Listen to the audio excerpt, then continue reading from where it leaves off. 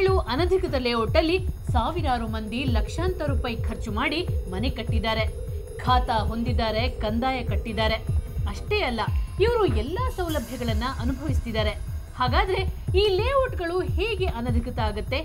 ಒಂದು ವೇಳೆ ಅನಧಿಕೃತ ಆದರೂ ಕೂಡ ಇದರಲ್ಲಿ ತಪ್ಪು ಯಾರ್ದು? ಲೇಔಟ್ ಮಾಲೀಕರದ್ದ, ಜನರದ್ದ ಅಥವಾ ಬಿಡಿಎ ಬಿಬಿಎಂಪಿದ್ದ? ಇದನ್ನೆಲ್ಲ ತಿಳಿಯೋಣ ಈ ವರದಿ ಮೂಲಕ. ಇವರು ನೀಲಾವತಿ, ಕೆಂಗೇರಿ ಹೋಬಳಿಯ ಪಂತರಪಾಳ್ಯದಲ್ಲಿರುವ ಪ್ರಮೋದ್ ಗೃಹ ನಿರ್ಮಾಣ ಸಹಕಾರ ಸಂಘ ಬಡಾವಣೆಯಲ್ಲಿ ಸಾಲ ಸೋಲ ಮಾಡಿ ಮನೆ ನಿರ್ಮಿಸಿದ್ದಾರೆ. ಆದರೆ ಈಗ ಇವರ ಬಡಾವಣೆ ಅನಧಿಕೃತ ಲೇಔಟ್ ಪಟ್ಟಿಯಲ್ಲಿದೆ. ಅಷ್ಟೇ ಅಲ್ಲ, ಬಿಡಿಎ ಈ ಬಡಾವಣೆಯನ್ನು ನೈಸ್ ಸಂಸ್ಥೆಗೆ ಹಸ್ತಾಂತರಿಸಿದೆ. ಈಗ ನೈಸ್ ಸಂಸ್ಥೆ ಇವರ ಮನೆಯನ್ನು ಧ್ವಂಸ ಮಾಡಲು ಮುಂದಾಗಿದೆ.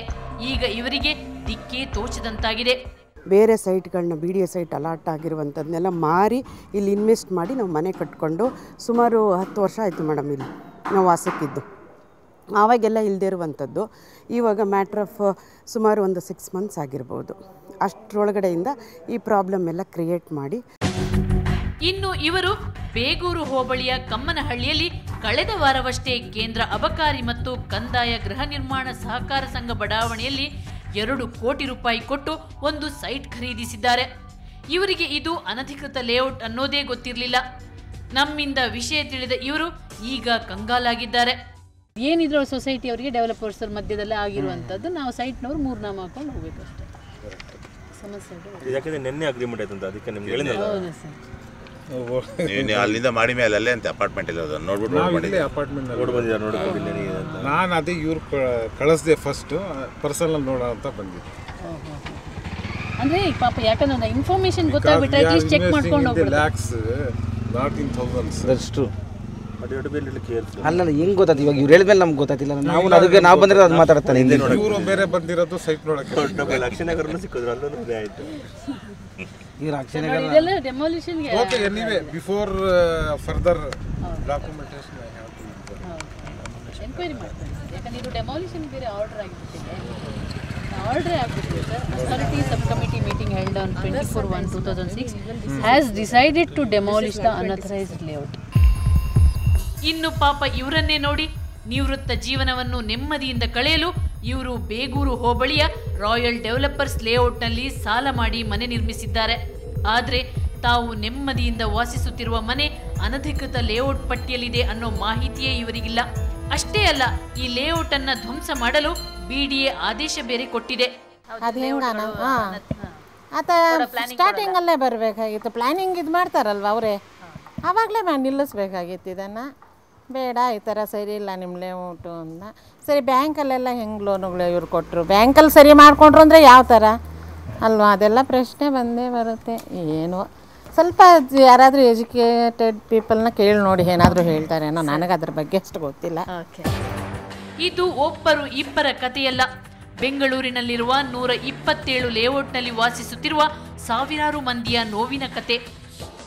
ಬಡಾವಣೆ ನಿರ್ಮಿಸುವ ರಿಯಲ್ ಎಸ್ಟೇಟ್ದಾರರು ದುಡ್ಡಿನ ಆಸೆಗೆ ಕಾನೂನನ್ನು ಉಲ್ಲಂಘಿಸುತ್ತಾರೆ, ನಕಲಿ ದಾಖಲೆ ಸೃಷ್ಟಿಸುತ್ತಾರೆ. ಲೇಔಟ್ ನಿರ್ಮಾಣಕ್ಕೆ ಬಿಡಿಎ ಬದಲು ಪಂಚಾಯತ್, ಬಿಬಿಎಂಪಿ ಮುಂತಾದ ಸಂಸ್ಥೆಗಳಿಂದ ಕಾನೂನು ಬಾಹಿರವಾಗಿ ಅನುಮತಿ ಪಡೆಯುತ್ತಾರೆ, ನಕಲಿ ದಾಖಲೆ ಸೃಷ್ಟಿಸುತ್ತಾರೆ. ಗ್ರಾಹಕರಿಗೆ ಎಲ್ಲ ಸತ್ಯವನ್ನು ಮುಚ್ಚಿಟ್ಟು ಸೈಟ್ಗಳನ್ನು ಮಾರುತ್ತಾರೆ. ಬಿಕಾಸ್ ಹೌಸಿಂಗ್ ಸೊಸೈಟಿ ನಮಗೆ ತಿಳಿದ ಮಟ್ಟಿಗೆ almost 90% of societies R bogus society ಅಂತಲೇ ಹೇಳ್ಬೋದು. They are making benami members. ಅವರು ಬೇನಾಮಿ ಮೆಂಬರ್ಗಳು ಎಲ್ಲ ಅವ್ರ ಫ್ಯಾಮಿಲಿ ಇದರಲ್ಲಿ ಕೊಟ್ಬಿಟ್ಟು ಅದನ್ನ ಡೆವಲಪರ್ಗಳಿಗೆ, ಬೇರೆ ಬಿಲ್ಡರ್ಸ್ಗಳಿಗೆ, ಅದು ರಿಯಲ್ ಎಸ್ಟೇಟಿಗೆ ಮಾಡ್ಕೊಂಡಿರೋಂಥ ಹೌಸಿಂಗ್ ಸೊಸೈಟಿಗಳಾಗ್ಬಿಟ್ಟಿದೆ. ಕೆಲವು ಸಂಸ್ಥೆಗಳು ಅಷ್ಟು ಒಂದು ಜನೋಪಕಾರಿ ಅಂತ ಕೆಲಸ ಮಾಡ್ತಾ ಇರೋದು ಕೆಲವು ಹೌಸಿಂಗ್ ಸೊಸೈಟಿಗಳು. ಮಿಕ್ಕಿದ್ದೆಲ್ಲ ಒಂದು ರಿಯಲ್ ಎಸ್ಟೇಟ್ ಬಿಸ್ನೆಸ್ಸಲ್ಲಿ ಇಡೋದು. ಯಾಕಂದರೆ ಅವರಲ್ಲೇ ಬಿಲ್ಡರ್ಗಳು, ಡೆವಲಪರ್ಗಳಾಗ್ಬಿಟ್ಟಿದ್ದಾರೆ. ಯಾಕಂದರೆ ಹಲವಾರು ಹೌದು. ದುರಂತ ಅಂದರೆ ಈ ಅನಧಿಕೃತ ಲೇಔಟ್ಗಳಿಗೆ ಬಿಡಿಎ ಬಿಬಿಎಂಪಿಯವರು ಖಾತಾ ಕೊಡ್ತಾರೆ.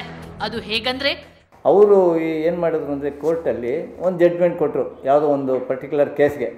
ಈ ಥರ ನೀವು ಈ CA ಇದನ್ನು ಅವ್ರು ಕೊಡಲಿಲ್ಲ, ರಿಲಿಂಕ್ವಿಜೇಟ್ ಕೊಟ್ಟಿಲ್ಲ ಅನ್ನೋ ಒಂದೇ ಕಾರಣದಿಂದ ನೀವು ಸೈಟ್ ರಿಲೀಸ್ ಮಾಡಿ ಅದು ಅನ್ಆಥರೈಸ್ಡ್ ಅಂತ ಹೇಳಕ್ಕೆ ಬರೋದಿಲ್ಲ.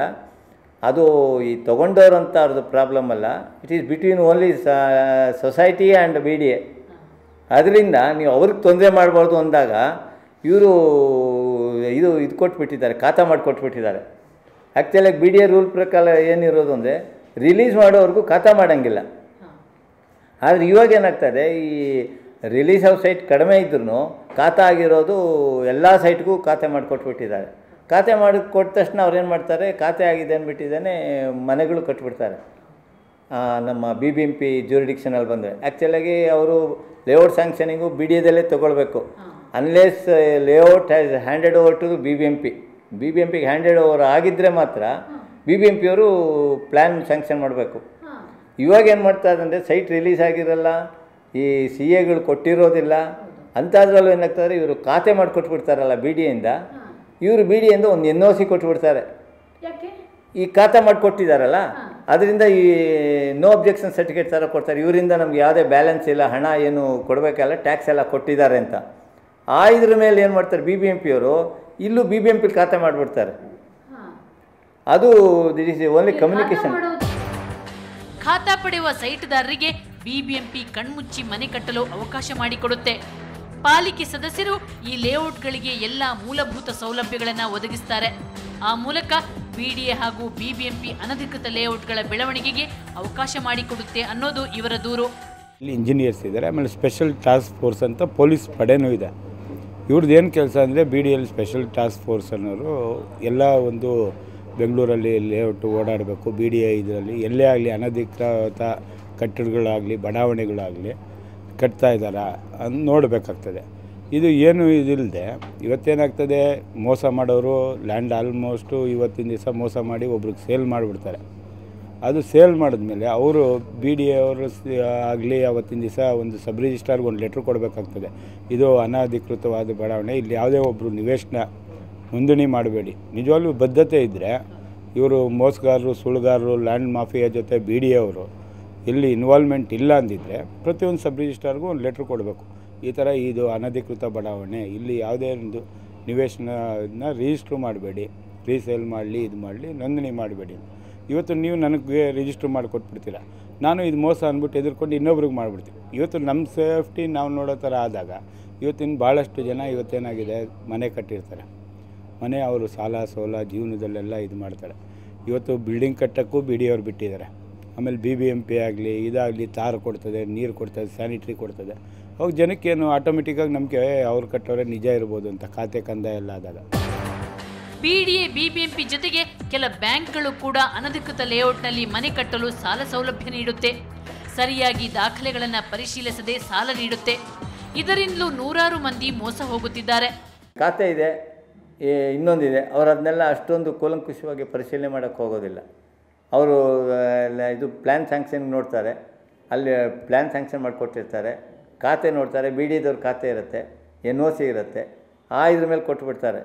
ಆದರೆ ನೀವು ಹೇಳೋ ಪ್ರಕಾರ ಅಷ್ಟು ಇನ್ ಡೆಪ್ತಲ್ಲಿ ಅವ್ರೇನಾದರೂ ಇನ್ವೆಸ್ಟಿಗೇಷನ್ ಮಾಡಿದ್ರೆ ಯಾರಿಗೂ ಹೆಚ್ಚೇನು ಬೇಕಾಗಿಲ್ಲ. BDA this is authorised layout ಅವ್ರು ಅಲ್ವಾ ಅನ್ನೋಂಥದ್ದು ಒಂದು ಅವ್ರ ಹತ್ರ ತೊಗೊಂಡ್ಬಿಟ್ರೆ ಲಿಸ್ಟ್ ಅವ್ರು ಹೆಂಗಿದ್ರು ಲಿಸ್ಟ್ ಮಾಡಿದ್ದಾರೆ, ಅವ್ರು ಹೇಳ್ತಾರೆ ನಾನು BDA. ಇಲ್ಲ, ಆಗಿನ ಕಾಲದಲ್ಲಿ ನೀವು ಹೇಳೋ ಪ್ರಕಾರ ಬ್ಯಾಂಕ್ಗೆ ಎಲ್ಲ ಕಡೆಗೂ ಇವರು ಇನ್ಸ್ಟ್ರಕ್ಷನ್ಸ್ ಕೊಟ್ಟಿದ್ರು BDAದವರು, ಇದಿಷ್ಟು following housing societies R unauthorised layout ಮಾಡಿದ್ದಾರೆ, ಇವರಿಗೆ ಯಾವುದೇ ರೀತಿಯಲ್ಲಿ ಬ್ಯಾಂಕ್ ಲೋನ್ಗಳಾಗಲಿ ಬೇರೆ ಸವಲತ್ತು ಕೊಡಬಾರ್ದು ಅಂತ ಅವರು ಅವಾಗ ಹಲವಾರು ಕೆಲವು ವರ್ಷಗಳ ಹಿಂದೆ ಬಂದಿದೆ ಅದು.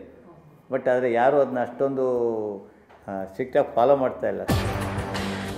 ಒಟ್ಟಾರೆ ಇವರೆಲ್ಲರೂ ಮಾಡೋ ತಪ್ಪಿನಿಂದ ಜನಸಾಮಾನ್ಯರು ತೊಂದರೆಗೆ ಒಳಗಾಗುತ್ತಿದ್ದಾರೆ. ಬೇರೆಯವರ ದುರಾಸೆ ಮತ್ತು ಮೋಸದಾಟಕ್ಕೆ ಅಮಾಯಕರು ಹಣ ನೆಮ್ಮದಿ ಕಳೆದುಕೊಳ್ಳುವಂತಾಗಿದೆ. ನಗರದ 127 ಲೇಔಟ್ಗಳಿಗೆ ಅನಧಿಕೃತ ಅನ್ನುವಂಥ ಹಣೆಪಟ್ಟಿ ಬಿದ್ದಾಗಿದೆ. ಇವುಗಳಿಗೆ ಅಪಾಯ ಕಟ್ಟಿಟ್ಟ ಬುತ್ತಿ. ಹಾಗಾದ್ರೆ ಈ ಅಪಾಯದಿಂದ ತಪ್ಪಿಸಿಕೊಳ್ಳಲು ಉಪಾಯ ಇಲ್ವಾ? ತಿಳಿಯೋಣ ಬ್ರೇಕ್ನ ನಂತರ.